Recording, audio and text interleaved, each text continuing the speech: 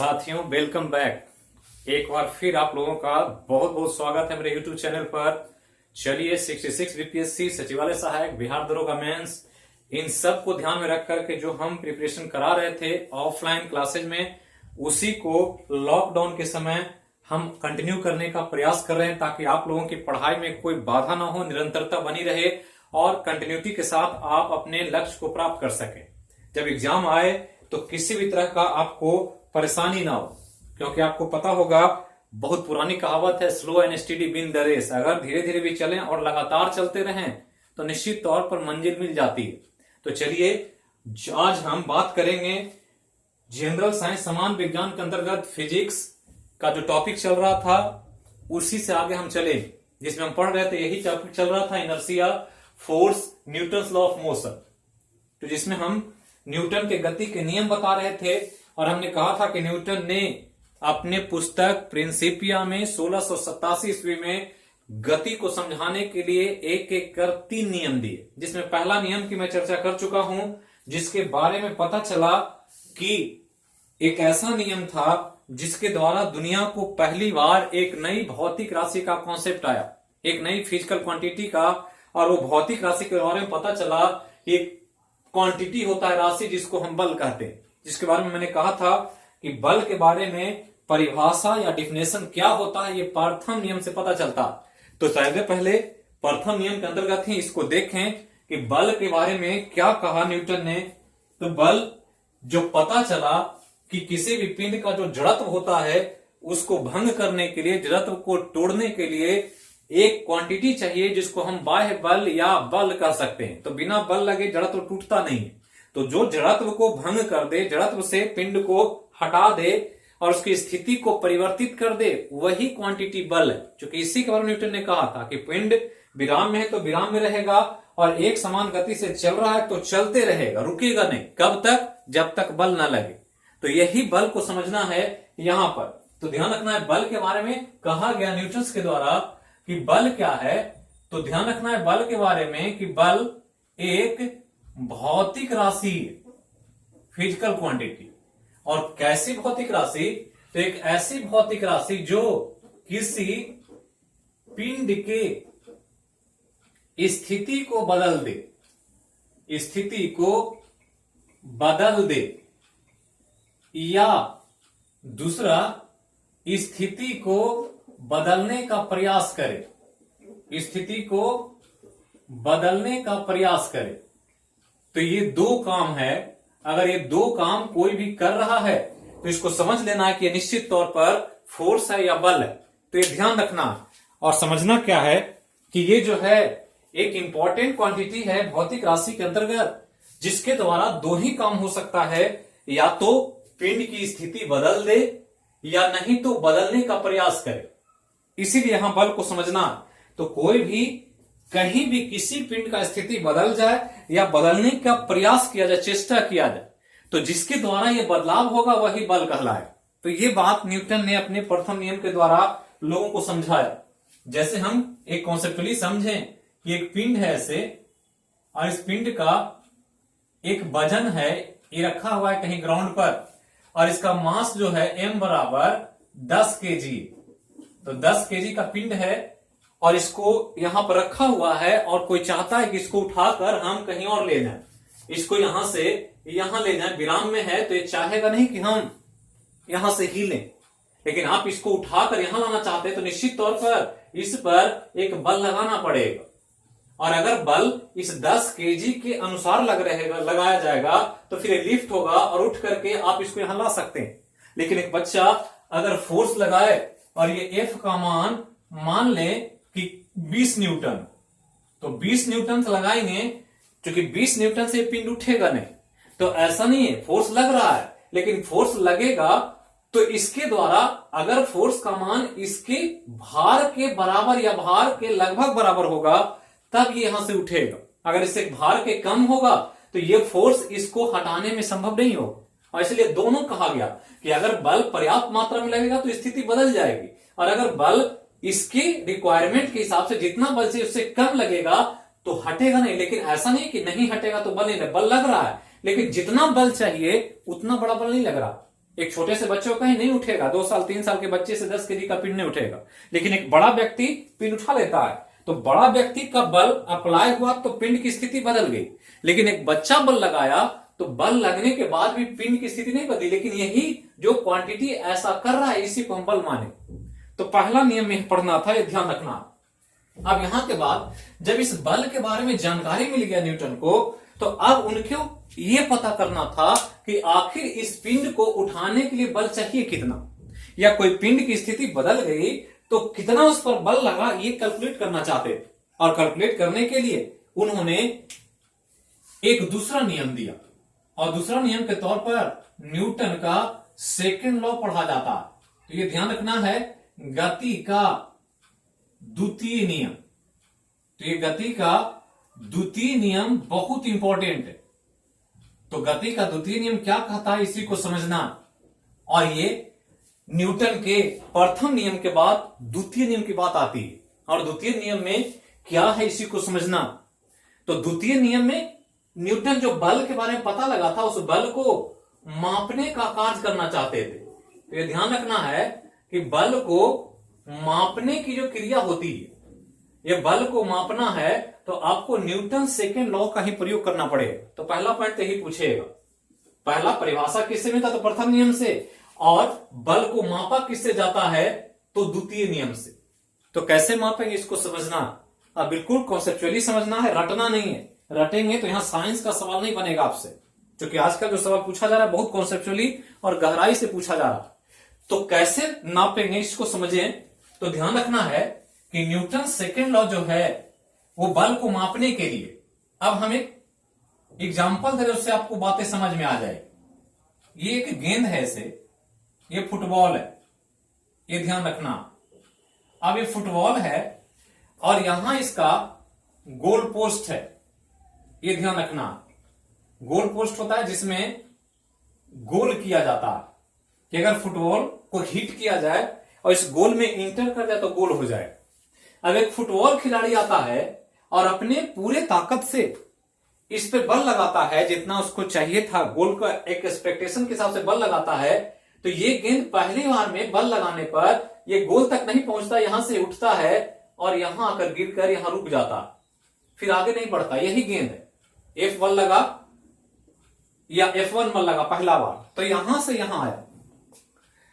तो पहला बार जब यहां से हिट किया गया तो किक किया फुटबॉलर ने, गेंद यहां से यहां पहुंचा।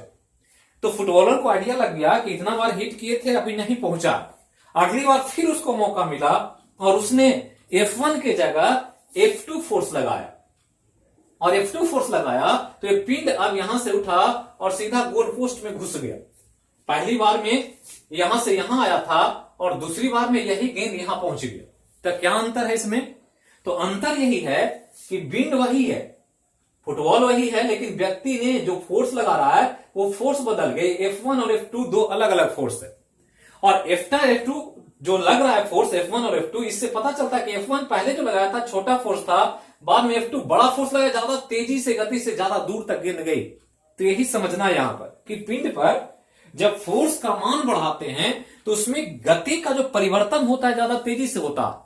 अगर बल छोटा करेंगे तो परिवर्तन जो होगा इसकी स्थिति का या गति का परिवर्तन होगा वो धीरे हो, और गति या स्थिति के परिवर्तन को हम पढ़ चुके हैं पहले ही कि त्वरण कहा जाता, और त्वरण को हम ए से सूचित करते। तो ये त्वरण है, और त्वरण जो यहां समझना है कि त्वरण जो है बल पर डिपेंड कर रहा। अगर बल छोटा है तो त्वरण धीमा है, बदलाव कम है। अगर बल बड़ा है तो त्वरण जो है बहुत ज्यादा है और अचानक उसमें त्वरण आता है और तेज गति से पिंड आगे बढ़ने लगता। तो इसी को समझाया न्यूटन ने, कहा कि अगर किसी पिंड पर बल लगाया जाए तो उसमें जो त्वरण उत्पन्न होगा वो इस बल पर निर्भर करे। बल अगर छोटा है तो त्वरण छोटा होगा, बल बड़ा है तो त्वरण बड़ा होगा। मतलब A is directly proportional to F होता है, ये ध्यान रखना। मतलब जो त्वरण उत्पन्न होता है बल के द्वारा, वो त्वरण बल पर निर्भर करेगा। अगर बल बड़ा करेंगे तो त्वरण बड़ा हो जाएगा, बल छोटा करेंगे तो त्वरण छोटा हो जाएगा। तो ये समझना। तो पहला यही नियम दे दिया। दूसरा कहा कि अगर एक फुटबॉल है जो लेदर के गेंद से खेला जाता है, उसमें हवा भरा रहता है, ब्लैडर होता है रबड़ का, उसमें हवा भरते हैं और उससे हीट करते हैं। अब यहां ध्यान दें कि अगर इस फुटबॉल जो यहां गेंद है इसको बदल दिया जाए। इसका गेंद का अगर मास m1 है और इस गेंद की जगह एक लकड़ी का गेंद ले लिया जाए, या लकड़ी की जगह लोहे का गेंद ले लिया जाए और रख दिया जाए यहां, और उसी व्यक्ति को यहां हिट करने कहा जाए कि आप पैर से ठोकर मारिए, तो जो गेंद पहले जो था ओरिजिनल जो वास्तविक गेंद थी उस पर हिट करने पर बहुत तेज गेंद गया। लकड़ी होगा तो उससे कम तेज जाएगा और लोहा होगा तो और कम तेज जाएगा। मतलब क्या हो रहा है, मास जो है ये इंक्रीज कर रहा है। लकड़ी का इससे ज्यादा भारी है, लोहा लकड़ी से भी भारी है, तो मास बढ़ रहा है, और मास बढ़ता है तो गेंद का त्वरण धीमा हो जाता है, वो उतना तेजी से नहीं जाता है आगे। इसके आधार पर न्यूटन ने कहा कि त्वरण जो होता है वो मास का उल्टा समानुपाती होता है। अगर मास कम होगा त्वरण ज्यादा होगा, मास बढ़ाएंगे त्वरण घटेगा। मतलब यहां समझना क्या है कि 2 पॉइंट है न्यूटन का यहां बल को मापने के। क्या पॉइंट है, तो पहला कि बल किसी पिंड पर जो लगता है वो बल के हिसाब से उसमें तो त्वरण उत्पन्न होगा, बल लगाएंगे तो त्वरण उत्पन्न होगा। ये त्वरण जो है ये बल का सीधा समानुपाती होता है, ये ध्यान रखना।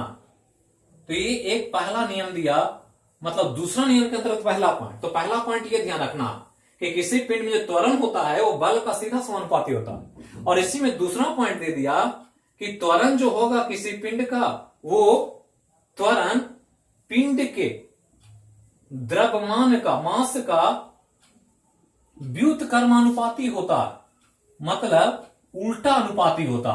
किसका, तो पिंड के मास का। तो द्रव्यमान का उल्टा है और बल का सीधा है। और यही यहां लिखा गया कि बल जो है ये बल का सीधा समानुपाती है पहला, और ये मास का उल्टा समानुपाती है दूसरा, जो हमने यहां समझाया। अब यहां इन दोनों को रिलेट करें तो 1 और 2 से देखें तो आप ये त्वरण इधर है कॉमन इसके लिए, तो लिख सकते हैं एक स्टेटमेंट के तौर पर ए अगर इन दोनों को कंबाइन करें तो ए डायरेक्टली प्रोपोर्शनल टू F/m होगा। ये ध्यान रखना। अपॉर्चुनिटी को हटाएंगे तो कांस्टेंट आएगा। अब कांस्टेंट आएगा तो यहां पर हम इसको बढ़ा रहे हैं आगे। 1 और 2 से हमने लिखा ए डायरेक्टली प्रोपोर्शनल 1/m, और इसको लिखें तो लिख सकते हैं ए बराबर k इंटू F/m, जहां k क्या है, तो k एक कांस्टेंट है, स्थिरांक है।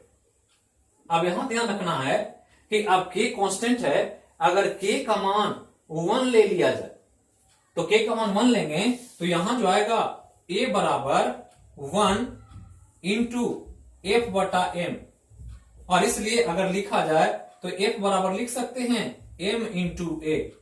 ये ध्यान रखना, F बराबर m इंटू a बहुत इंपॉर्टेंट है। एक छोटा सा लेकिन बहुत महत्वपूर्ण राशि है जिसके द्वारा अक्सर एग्जाम में प्रश्न में पूछा जाता।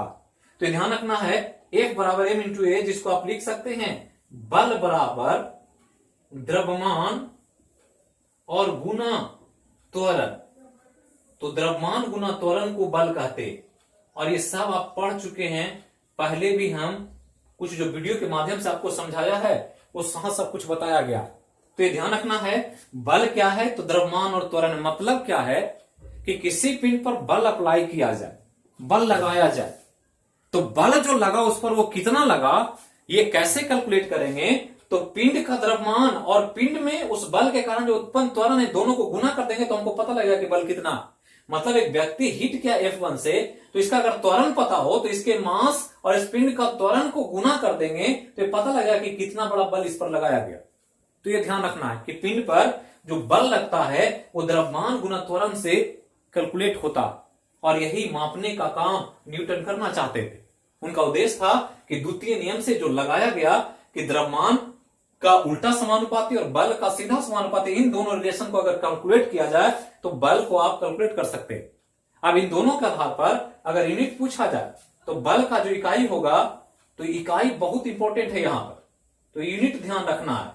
ऑब्जेक्टिव में, सामान्य जीएस में सामान्यतः इकाई, बीमा, उसके भौतिक राशि का कैरेक्टर, ये सब ध्यान रखना। तो ध्यान रखना है कि यूनिट क्या होगा, तो यूनिट द्रव्यमान का किलोग्राम होता, और किलोग्राम और त्वरण का होता है मीटर प्रति सेकेंड स्क्वायर। तो किलोग्राम मीटर प्रति सेकेंड स्क्वायर यूनिट है बल का। और इसको खोजा चूंकि न्यूटन ने, इसलिए इसको न्यूटन भी कहते हैं। तो बल का इकाई न्यूटन है, या और करके इसको लिख सकते हैं, या तो ये कहें या ये कहें न्यूटन। और अगर सिंबल दिया हुआ हो तो कैपिटल एन लिखेंगे। तो ये ध्यान रखना है, जब वैज्ञानिक का साइंस में या फिजिक्स में कहीं क्वांटिटी का इकाई वैज्ञानिक के नाम पर हो तो हमेशा यहां स्मॉल लेटर देना है, और अगर इसका संकेत दिया हुआ तो फिर कैपिटल लेटर लेना। जैसे जूल है, अर्ग है, ओम है, जहां भी आपको यूनिट मिले आपको पहला लेटर स्मॉल लेटर में ही लेना है, तभी सही होगा। कभी कभी क्वेश्चंस ऐसे भी एग्जाम में फंसा देता है स्टूडेंट्स को, जो लगता है कि हम बिल्कुल सही बनाकर आए। बीपीएससी में किसी भी एग्जाम में बैठते हैं, जब बाहर निकलते हैं तो लगता है कि हम तो 90% स्कोर करके आए। अब बिल्कुल लगता है कि ये सही है, न्यूटन यहां सही है, लेकिन न्यूटन जो है अगर न्यूटन ऑप्शन में ऐसे लिख दिया तो आप इसको टिक कर देंगे तो गलत हो जाए। और यही कंफ्यूजन का जब फिर आंसर की आता मिलाते हैं तो हर दिन स्कोर नीचे गिरता, और 10 दिन होते होते इतना गिर जाता है कि हम रेस से बाहर हो जाते हैं। तो मौलिक चीजों को समझना, जो फंडामेंटल है, एकदम बिल्कुल मूलभूत बात है, उसको समझना। अब यहां के बाद ध्यान देना है कि बल एक डायरेक्शन में लगता है, मतलब इसको अगर यहां पोस्ट करना है तो फोर्स जो लगाना है इसी दिशा में लगाना। अगर इस फोर्स को किसी और दिशा में लगा देंगे तो इस गोल पोस्ट में नहीं पहुंचेगा, कहीं और पहुंच जाएगा, तो गोल नहीं हो पाएगा। थोड़ा सा एंगल चेंज होता है तो गोल नहीं हो पाता और टीम मैच हार जाती है। और यही अगर दिशा सही हो, आपने जो फोर्स लगाया उसका डायरेक्शन अगर फिक्स है, सही है, तो वो गेंद हिट हो जाता। देखते हैं थोड़ा सा फोर्स क्रिकेट मैच में गलत लगता है, गलत डायरेक्शन में, तो बैट्समैन कैच आउट हो जाता है। लेकिन अगर सही एंगल से सही दिशा में लग जाए तो गेंद बहुत लंबा छक्के के रूप में चला जाता है, बाउंड्री पार करता है। तो ये सब दिशा पर डिपेंड होता है बल। और जब बल दिशा पर होगा तो बल एक सदिश राशि है, ये ध्यान रखना, मतलब इसमें डायरेक्शन होगा। अब यहां ध्यान देना है कि इस राशि का यूनिट ये है, न्यूटन भी कह सकते हैं, किलोग्राम मीटर प्रति सेकंड स्क्वायर भी कह सकते हैं। अगर सीजीएस में देगा तो ग्राम सेंटीमीटर प्रति सेकंड स्क्वायर होगा सीजीएस में, ये एसआई में है। ये ध्यान रखना है कि एसआई पद्धति में है और ये सीजीएस में है। और जब सीजीएस में होता है तो इसके लिए एक अलग वैज्ञानिक का नाम है, और तब इनको डाइन कहा जाता है, ये ध्यान रखना। तो डाइन भी, ये भी हमने गलत लिख दिया है, यहां पर डाइन जो होगा स्मॉल में होगा, तो डाइन लिखना है, ये ध्यान रखना है, ग्राम सेंटीमीटर प्रति सेकंड स्क्वायर। अब यहां थोड़ा सा और यहां पर हम बता दे रहे हैं, बीमा पहले भी चर्चा हुई है, लेकिन आया था, हमने कहा था कि जहां जहां आएगी राशियां अलग अलग तो उसको हम डिस्क्राइब करेंगे। अब बीमा लें तो द्रव्यमान का एम होता है, त्वरण का एल टी माइनस 2 होता, मतलब ये जो बीमा है इसका एम एल टी माइनस 2 होता। तो यही न्यूटन ने सेकेंड लॉ से दुनिया को बता दिया कि कैसे हम बल को कैलकुलेट कर सकते हैं। इसके द्वारा कुछ ऑब्जेक्टिव और कुछ न्यूमेरिकल सवाल एग्जाम में पूछे जाते हैं। सामान्यतः जो नॉर्मल हम लोग पढ़ रहे हैं बीपीएससी के लिए, सचिवालय सहायक के लिए, यूपीएससी के लिए, वहां पर न्यूमेरिकल सवाल नहीं मिलेगा। लेकिन अगर रेलवे देना है, अगर कोई टेक्नीशियन का एग्जाम देता है, कोई टेक्निकल पोस्ट का कुछ एग्जाम होते हैं एनडीए वगैरह का, तो उसमें आपको कुछ न्यूमेरिकल सेक्शन से छोटा छोटा न्यूमेरिकल पूछा जा सकता है। तो इतना चीज ध्यान रखें। अब थोड़ा सा ध्यान देना है दो चीज पर, जो बेसिक है, मौलिक, जो एग्जाम में पूछेगा। एक कि हम लोग को समझना है 1 न्यूटन, ये ध्यान रखना कि 1 न्यूटन का बल कहते किसको है, और 1 न्यूटन का मान सीजीएस में कितना होता है, क्योंकि न्यूटन एसआई पद्धति में।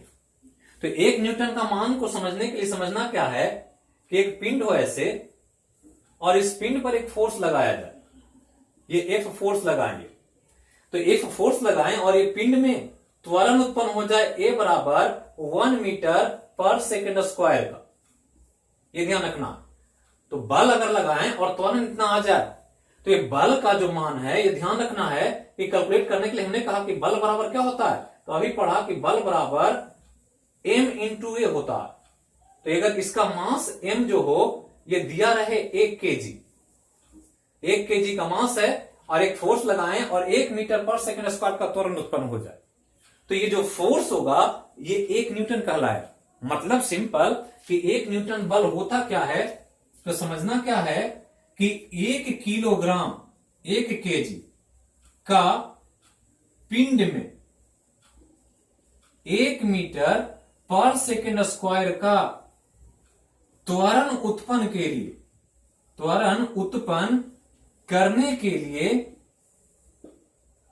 के लिए आवश्यक बल को 1 न्यूटन कहा जाता है। एकदम ध्यान रखना है, कई बार एग्जाम में सीधा स्टेटमेंट ही पूछ दिया। तो स्टेटमेंट क्या है कि जब हम 1 किलोग्राम का एक पिंड ले लें और उसमें हम फोर्स लगाकर 1 मीटर पर सेकंड स्क्वायर का त्वरण उत्पन्न कर दे, तो जैसे ही कर देंगे तो F बराबर ma से आप कैलकुलेट करेंगे तो न्यूटन मिलेगा। जैसे यहां 1 केजी का मास है, त्वरण 1 मीटर पर सेकंड, बल कितना, तो F बराबर अभी हमने पढ़ा कि m इंटू ए होता है। तो मास 1 केजी, त्वरण 1 केजी, गुना करेंगे तो 1 केजी और 1 केजी कितना होगा, तो 1 न्यूटन हो जाए। और ये न्यूटन एसआई पद्धति में होता है जिसका एक्चुअल वैल्यू किलोग्राम मीटर प्रति सेकंड स्क्वायर होता है। अब इसको सीजीएस में अगर चेंज करें 1 न्यूटन को, तो 1 न्यूटन को आप सीजीएस में निकालना चाहते हैं तो 1 न्यूटन मैंने कहा क्या है, तो 1 न्यूटन जो है वो किलोग्राम मीटर प्रति सेकंड स्क्वायर। अब इसको चेंज करें तो सीजीएस में सब वैल्यू लेना पड़ेगा, तो सब वैल्यू सीजीएस में लेंगे तो किलोग्राम ग्राम होता है। तो यहां 1 केजी है तो 1 केजी का जब ग्राम में लेंगे तो 1000 ग्राम, यहां मीटर है सेंटीमीटर में लेंगे तो ये 100 सेंटीमीटर। सेकेंड सीजीएस में और एसआई दोनों में सेकेंड ही होता है, तो इसको कोई चेंज नहीं करना। अब यहां अगर ऐसे करें तो यहां जो वैल्यू आएगा 3 और 2 5, तो ये 10 का पावर 5 हो गया, ये ग्राम हो गया सेंटीमीटर पर सेकेंड स्क्वायर। यहां पर ये जब रहता है तो इसको न्यूटन कहते हैं, और जब ये आ जाता है तो इसी को एक अलग नाम देते हैं जिसको डाइन कहा जाता है। मतलब क्या है कि अगर आपको वैल्यू दे दे कि 1 न्यूटन बराबर कितना, तो 10 याद रखना है, 10 का पावर 5 डाइन, ये ध्यान रखना, जिसके द्वारा अक्सर एग्जाम में प्रश्न पूछा गया। तो सदिश राशि है, इसकी यूनिट, इसका dimension, CGS value, SI value, और साथ ही न्यूटन्स के नियम से कैसे कैलकुलेट करते हैं ये ध्यान रखना। तो प्रथम नियम से परिभाषा मिल गया, दूसरे नियम से बल को माप लिया न्यूटन ने। अब समझना था न्यूटन को कि न्यूटन का गति का नियम जो दिया उसमें तृतीय नियम की बारी आ गई, और तृतीय नियम के द्वारा वो समझना चाहते थे कि बल का स्वभाव कैसा होता है, बल कैसे बिहेव करता है, कब किस तरह के बल को हम अध्ययन कर सकते हैं। तो इसके लिए थर्ड लॉ की जरूरत पड़ी, और थर्ड लॉ के रूप में एक इंपॉर्टेंट नियम आया जिसको हम गति का तृतीय नियम कहते हैं। तो गति का तृतीय नियम जो आया ये क्या है, इसको थोड़ा सा समझ लेना। तो न्यूटन के गति का नियम लगभग कंप्लीट हो जाएगा, इसके अलावा भी बहुत कुछ है जो इसमें जानना। आज नियम समझा देते हैं, अगले दिन कुछ क्वेश्चंस को हम प्रैक्टिस भी करवाएंगे। तो चलिए थर्ड लॉ को देखें। तो थर्ड लॉ को पहले तो याद रखना जो आपके जीएस के लिए जरूरी है कि तृतीय नियम की जरूरत थी बल के प्रकृति को पता करने के लिए। प्रकृति मतलब होता है नेचर, तो नेचर ऑफ फोर्स ये जानना था न्यूटन को, इसलिए थर्ड लॉ की जरूरत पड़ गई। तो एग्जाम में पूछ दे परिभाषा किससे, तो प्रथम नियम से, बल को मापा किससे, तो द्वितीय नियम से, और बल की प्रकृति किससे पता लगता है, नेचर ऑफ फोर्स। तो ये ध्यान रखना है कि ये जो पता लगता है ये थर्ड लॉ से पता लगता है, और थर्ड लॉ सबको याद होता है, फिजिक्स पढ़ें ना पढ़ें, आर्ट्स के वैज्ञानिक विद्यार्थी हो, साइंस के विद्यार्थी हो, एक सामान्य घर में भी पता लगता है, उनको भी पता होता है कि थर्ड लॉ कहता क्या, लेकिन उसके बेसिक चीज को नहीं समझ पाते कि वो कहता क्या है और उसका इंप्लीमेंटेशन कैसे होता है। सिर्फ याद रहते हैं नियम। तो नियम कहता है क्या, तो बिल्कुल आसान, लेकिन थोड़ा सा यहां माइन्यूटली ऑब्जर्व करना, चीजों के शब्द पर पकड़ना है, शब्द को थोड़ा भी इधर उधर करेंगे गलत हो जाए। तो पहला तो ध्यान रखना है, कहा कि प्रत्येक क्रिया के बराबर और विपरीत प्रतिक्रिया होती है, ये ध्यान रखना। तो पहला तो यही ध्यान रखना, प्रत्येक क्रिया के बराबर और विपरीत प्रतिक्रिया होती है। तो ये ध्यान रखना है कि प्रत्येक क्रिया, जहां भी क्रिया होगा, क्रिया को यहां एक्शन कहते हैं और प्रतिक्रिया को रिएक्शन कहते हैं। मतलब नेचर में, चूंकि फिजिक्स में नेचर को ही पढ़ना होता है, प्रकृति को, और प्रकृति को जब पढ़ेंगे तो प्रकृति में कहीं भी, कहना था न्यूटन के, कहीं भी अगर एक्शन हो रहा है तो निश्चित तौर पर वहां रिएक्शन मिलेगा, और एक्शन और रिएक्शन दोनों बराबर होगा। यहां लिखा हुआ है बराबर होगा, लेकिन विपरीत होगा। विपरीत यहां चूंकि फोर्स है, सदिश राशि है, तो एक अगर पूरब होगा तो दूसरा पश्चिम होगा, एक अगर उत्तर होगा तो दूसरा दक्षिण होगा, एक ऊपर होगा तो दूसरा नीचे होगा, निश्चित तौर पर यह विपरीत होगा। तो ये दोनों चीज ध्यान रखना है कि एक्शन और रिएक्शन बराबर होता और साथ ही विपरीत होता। और यहां पर एक पॉइंट और कि क्रिया और प्रतिक्रिया, क्रिया और प्रतिक्रिया अलग अलग पिंड पर कार्य करता है, अलग अलग पिंड पर कार्य करता है, ये ध्यान रखना है। तो क्रिया प्रतिक्रिया होगा, दोनों बराबर होगा, विपरीत भी होगा, लेकिन साथ ही साथ अलग अलग पिंड पर कार्य करेगा, बिल्कुल ध्यान रखना है। अब सिंपल हम एक एग्जांपल दें कि हम सड़क को ले लें ऐसे, और एक व्यक्ति चल रहा है सड़क पर, और जब चलता है तो उसका पांव जो होता है वो ऐसे होता है, ये पांव ऐसे आगे बढ़ रहा है। तो जब हम आगे चलते हैं तो पांव को पीछे प्रेस करते हैं, किसको? पृथ्वी को। तो पृथ्वी को प्रेस करते हैं तो पृथ्वी पर हमारे शरीर के भार द्वारा पैर की मदद से पृथ्वी को दबाया जाता है, जो एंगल पर ऐसे होता है। तो ये फोर्स अगर पृथ्वी पर पांव के द्वारा किसी व्यक्ति को दबाया जाए तो ये ऐसे लगा, तो निश्चित तौर पर ये जो फोर्स लगा, तो यहां जो आपने दबाया, यहां पर जो फोर्स लग रहा है वो एक्शन हो रहा है, किस पर? पृथ्वी पर। अब पृथ्वी इसको रिएक्शन देगी, रिएक्शन देगी मतलब इसको धकेलेगी आगे। जब धकेलेगी तो इसी पर, बॉडी पर जब फोर्स लगाएगी तो इस पर जो फोर्स लगेगा एग्जैक्टली दोनों बराबर होगा, इधर ही धकेलेगा, पृथ्वी पांव को धकेलेगी। तो ये जो फोर्स लगेगा पृथ्वी के द्वारा बॉडी पर, ये रिएक्शन होगा, ये ध्यान रखना।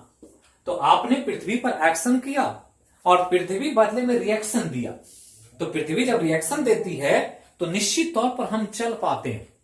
अगर वो रिएक्शन देना बंद कर दे तो कोई भी पिंड पृथ्वी पर चल नहीं पाएगी। एक गाड़ी का पहिया जब घूमता है तो गाड़ी का पहिया पृथ्वी को पीछे धकेलता और पृथ्वी उसको आगे धकेलती तो गाड़ी चलने लगता। कभी इमेजिन किए हैं कि एक व्यक्ति जब स्वाम्पी में, दलदल एरिया में कहीं फंस जाता है तो बाहर नहीं निकल पाता, और जितना प्रयास करता है निकलने का वो दलदल में उतना ही अंदर धंसता चला जाता। क्यों? क्योंकि वो स्वाम्पी एरिया है, कीचड़ मडी एरिया है, दलदल है वहां पर। तो दलदल के जगह पर रिएक्शन फोर्स नहीं मिल पाता, और रिएक्शन फोर्स जब नहीं मिलेगा तो कितना भी आप ताकत लगाएंगे, जब पृथ्वी धकेलेगी नहीं ऊपर, आप ऊपर नहीं आ सकते, और जब नहीं धकेलेगी धीरे धीरे आप नीचे चल जा रहे। कभी कभी बड़ी बड़ी गाड़ियां कीचड़ में फंस जाती है और रिएक्शन फोर्स नहीं मिलता है, तो कितना भी इंजन ताकत लगाता है, पहिया घूमता है, लेकिन गाड़ी आगे नहीं बढ़ पाती। तो हम क्या करते हैं, कीचड़ है तो वहां कुछ सॉलिड मटेरियल, ईंट, पत्थर, स्टोन चिप्स डाल करके चाहते हैं कि रिएक्शन फोर्स मिले, गाड़ी आगे बढ़ जाएगी। तो ये ध्यान रखना है कि एक्शन रिएक्शन होगा। आप यहां देख रहे हैं कि एक्शन रिएक्शन दोनों बराबर है, ये फिर दोनों बराबर है। ये अगर पृथ्वी को ऐसे धकेले नीचे की तरफ तो पृथ्वी बॉडी को धकेल रही है ऊपर की तरफ, और इसलिए हमने कहा यह ध्यान रखना है कि एक्शन और रिएक्शन बराबर तो होगा ही, विपरीत दिशा में होगा और दो अलग अलग पिंडों पर कार्य करेगा। और इसको आप बहुत आसान नहीं समझे, हमने कहा सबको नियम याद रहता है, लेकिन जब क्वेश्चन कॉन्सेप्चुअली पूछता है तो हम नहीं बना पाते। तो इसको हम समझाएंगे अगले वीडियो में, कुछ क्वेश्चंस की मदद से, कुछ प्रश्न आपको बताया जाएगा जिससे आप बिल्कुल कॉन्सेप्चुअली समझ जाएंगे कि कैसे कहां पर ध्यान रखना। तो यही 3 नियम न्यूटन ने दिए गति से संबंधित अपने पुस्तक में। तो इसको आप देखें, अगले वीडियो में फिर इसको आगे कंटिन्यू करूंगा और अगला वीडियो अगले विषय के साथ मिलूंगा आपसे। तब तक के लिए जहां रहें सुरक्षित रहें, स्वस्थ रहें, अपने आसपास के दायित्व को भी निभाने का प्रयास करें। कोई भी आसपास भूखा हो, किसी को कोई किसी चीज की मूलभूत चीजों की आवश्यकता हो, जरूर कोऑपरेट करें, क्योंकि आज सोसाइटी में, देश में इसी की सबसे ज्यादा नीड है, सबसे ज्यादा जरूरत। तो फिर मिलेंगे अगले वीडियो में। वीडियो को लाइक करें, सब्सक्राइब करें, शेयर करें, ज्यादा से ज्यादा कमेंट बॉक्स में कमेंट भी करें, ताकि अगर कुछ कमी हो तो मैं और इंप्रूव कर सकूं। Thank you.